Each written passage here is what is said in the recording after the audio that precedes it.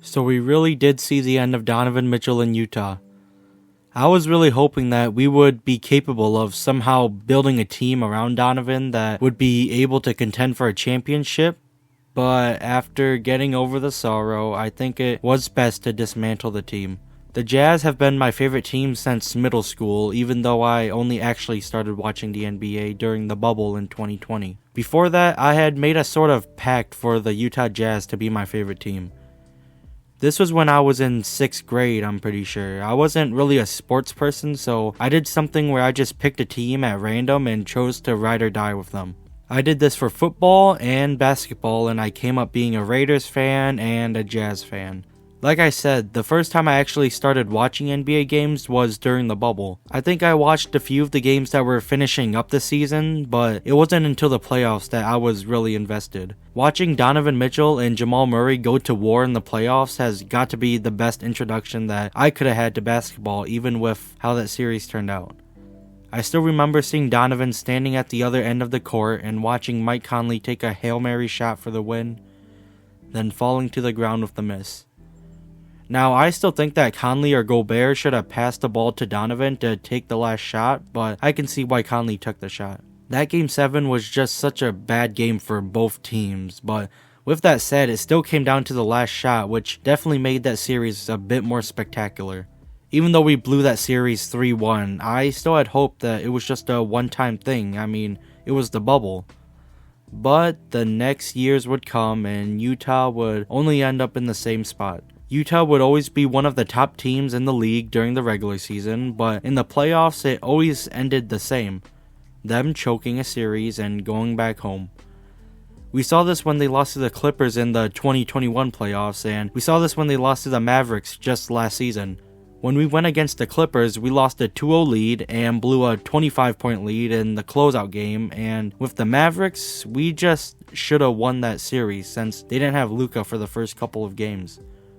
Both years, it was success in the regular season, then failure in the playoffs. I really didn't want to believe it, but Utah really was a fraudulent team. I believe that we had a team that was capable of winning and reaching the conference finals and even the NBA finals, but we didn't step up when it was time to play.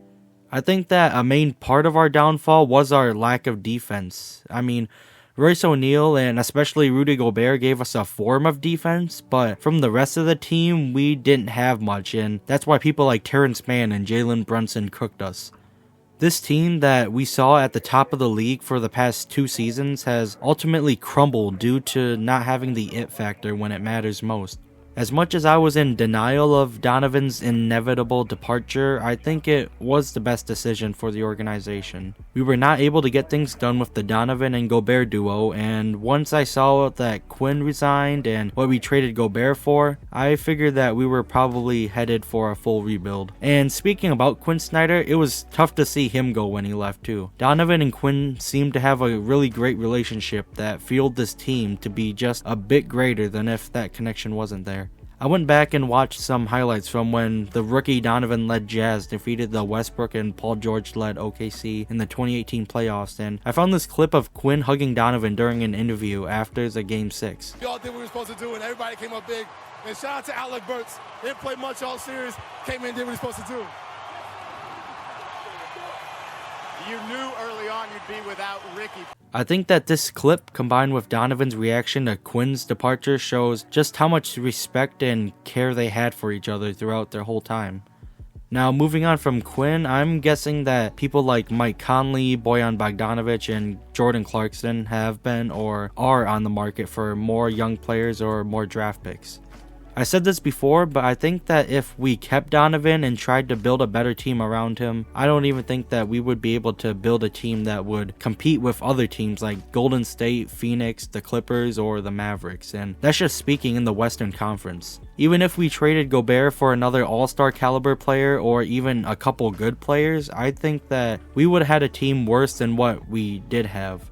In a league where I think big men are becoming influential again, I think we would need to obtain another competent center for the team. As much as Gobert may be scrutinized, I think that he is still a very valuable asset, even if it is primarily on his defense, and I think he is one of the main reasons our team had been at the top of the league. I think it was just his lack of scoring that really did hold him back from being regarded as a top talent. If Gobert was able to average at least like 20 points per game, I think it would be no question that people would accept Gobert as a star.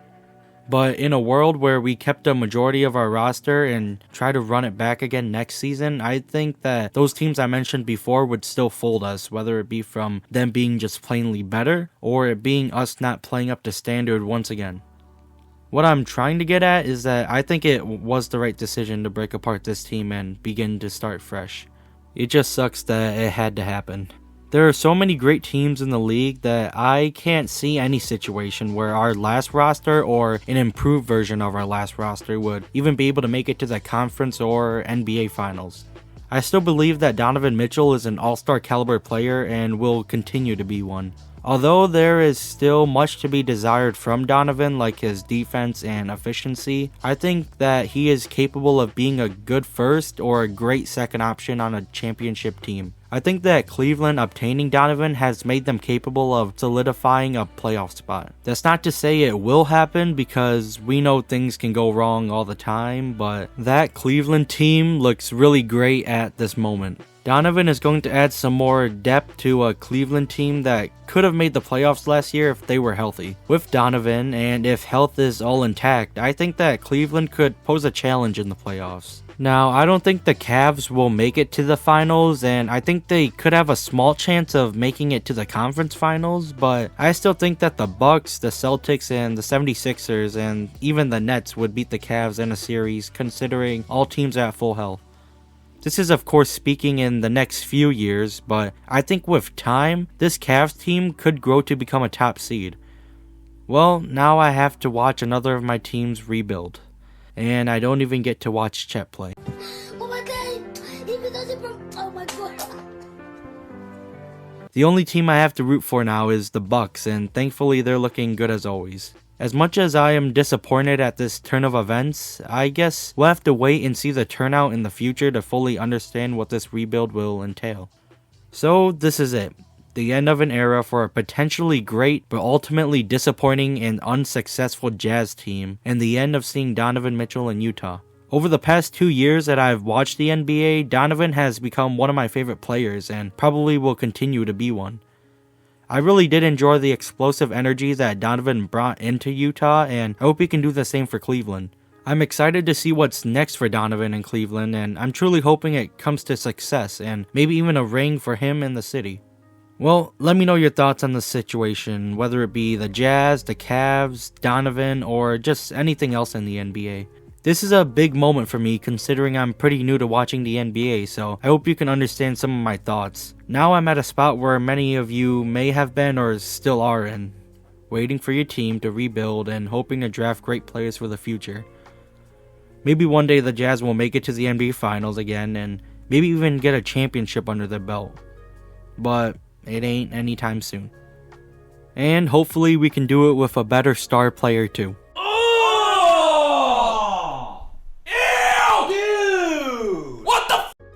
But until I see you next time, have a good rest of your day.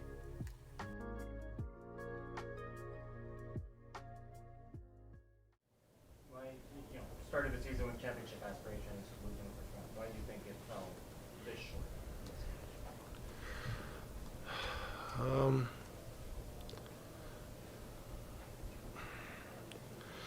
short? We a lot of things that a lot of hurdles that were, for us, things that we just didn't overcome. Adversity, championship teams overcome adversity, and we weren't able to do that, whether it was mentally, physically, and that's on us. That's on us as a group. We sat here and talked the talk, and we wanted to be able to be this group, and we put the work in. We didn't run from that, but ultimately, when the ball was rolled out, there were times this season where we didn't show that we were a team that had championship aspirations. As much as we wanted to be, we just didn't show. And